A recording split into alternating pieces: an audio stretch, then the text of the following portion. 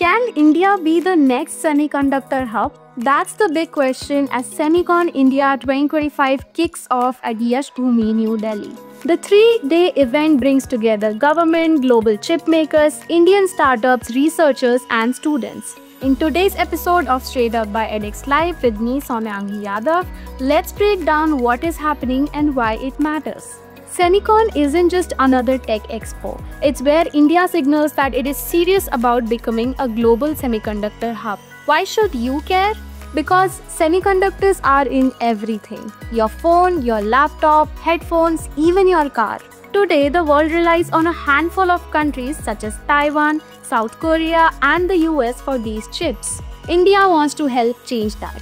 At the inauguration today, Prime Minister Narendra Modi said, "The day is not far when the world will say design in India, made in India, and trusted by the world." The spotlight this year is on Vikram, an indigenously developed chip. Running from 2nd to 4th September, the event is jointly organized by India Semiconductor Mission or ISM under the IT Ministry and SEMI, the global industry body. What's on the agenda? Panels on chip manufacturing, AI-driven innovation, supply chain resilience and talent development, exhibitions showcasing tech from India and abroad, and networking between industry, academia and government, because building a semiconductor ecosystem needs everyone. India is pitching itself as the next frontier for chips. Through the ISM, the government is rolling out incentives, pushing for fabs, packaging and design, and building a talent pipeline.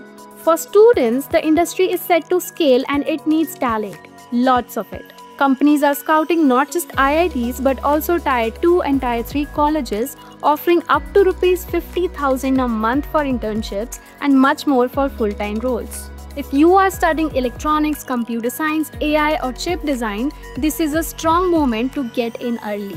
To put it in perspective, the global semiconductor industry is worth hundreds of billions of dollars. If India captures even a small share, it could mean a major boost for jobs, innovation and the economy.